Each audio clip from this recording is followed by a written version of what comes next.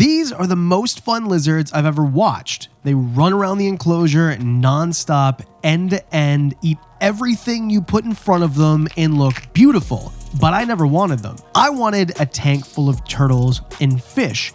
And for many years, I had the perfect setup. The most beautiful scape in my living room, the focal point, the one when people walked in my house said, wow, that is so much fun to look at. And for many years, these turtles gave me much joy.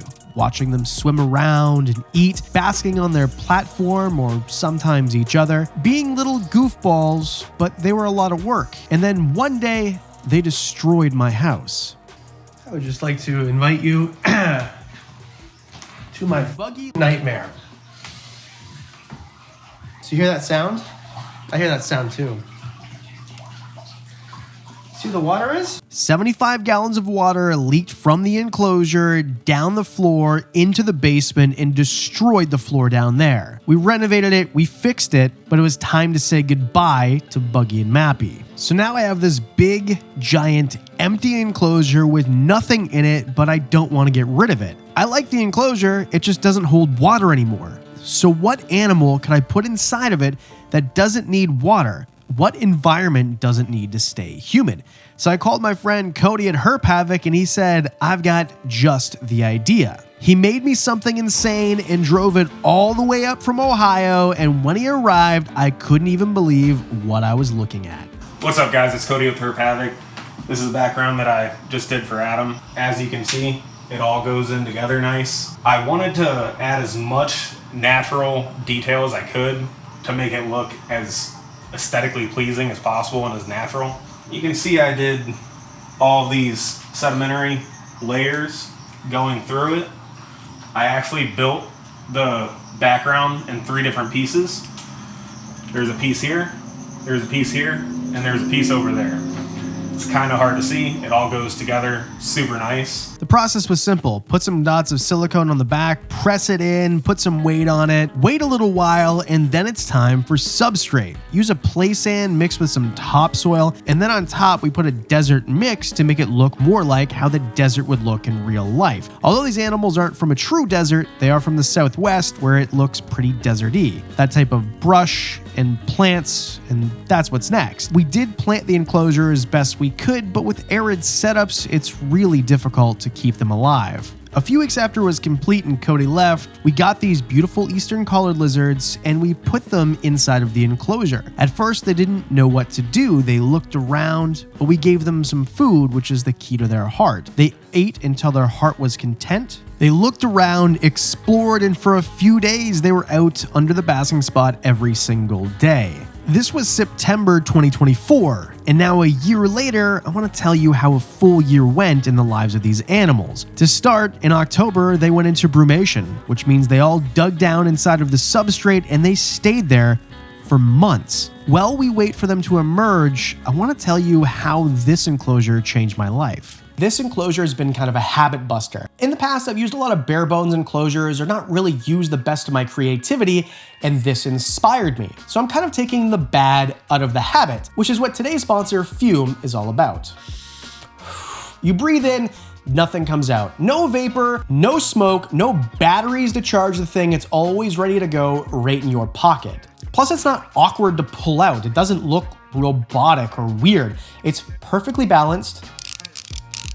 Makes that beautiful sound so you can pick the airflow, and also it feels like a fidget spinner to keep you distracted. Hand to mouth fixation, and they look absolutely beautiful. Plus, whoever figured out the flavors really figured it out. Crisp mint, we've got a black pepper flavor, mango is my new favorite. They are all perfectly balanced, not too strong, and definitely not too weak. I'm so glad I gave Fume a try, and I hope that you will too. Right now, if you give Fume a try by going to tryfume.com, that's tryfum.com/Wickens, we're gonna give you a free topper when you pick up the Journey Pack today. Chewable, reusable, makes it a little bit nicer mouthfeel. Tryfume.com/Wickens. When you pick up the Journey Pack today, we'll give you a topper for free. The enclosure originally finished looked like this, with plants and scape, and the substrate looked pristine. But after 4 months, the enclosure looked like this.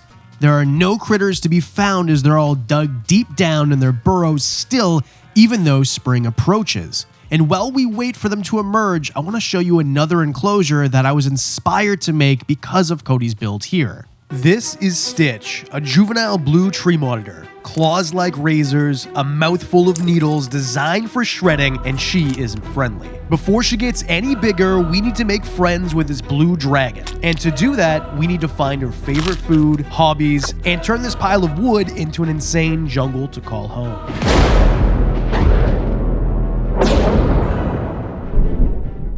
But if we want this to look like a natural Indonesian jungle, it's missing something important: the plants. Drop a giant pothos plant that's outgrown its pod inside the crown of the stump. Place your favorite plants all around the enclosure, on the walls, in between the crux, and then plant the ground as well with your favorite ferns, sensitive plants, and other plants that are going to love the water dripping from the misting system that you installed but we forgot to talk about.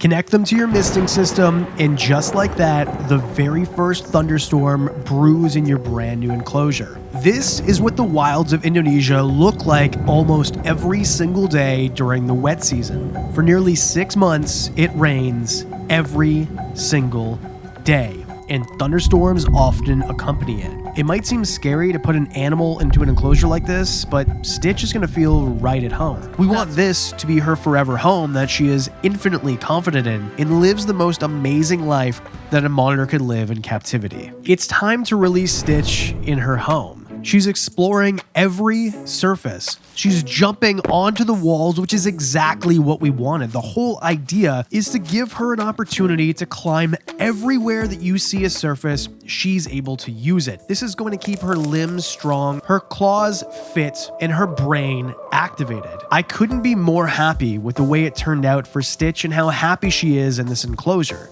So let's give her a night and see if she's out in the morning.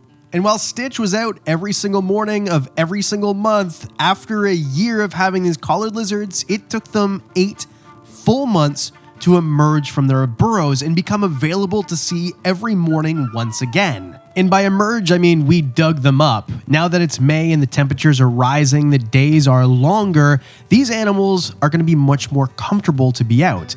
And as the months went into June, July, and August, these animals are prospering. They're out every single day, basking on the rocks, eating their worms and eating their crickets. Before we check in on these lizards a full year later, how did one of our other projects do after a complete year? This tropical rainforest has gone through 365 days of weather changes with 2 dry seasons and 2 wet seasons since you've last seen it. 365 days ago, a desolate wasteland torn apart by giant serpents is now a tropical paradise, booming with growth and hopping with life. 23 animals call this jungle home, but 1 year ago, an oasis looked bare. Boring. And that's because it was boring. And guess what? This one is too. But the enclosure wasn't the main focus, the critters were. And these lizards could not be happier. The next step, replant the enclosure, make it look a little bit nicer, and see if we can get these majestic lizards to breed, just like they would in their native habitat after a warm season and a little cooler one. Let's see if they reproduce. But you'll have to hit subscribe and come back for the next one.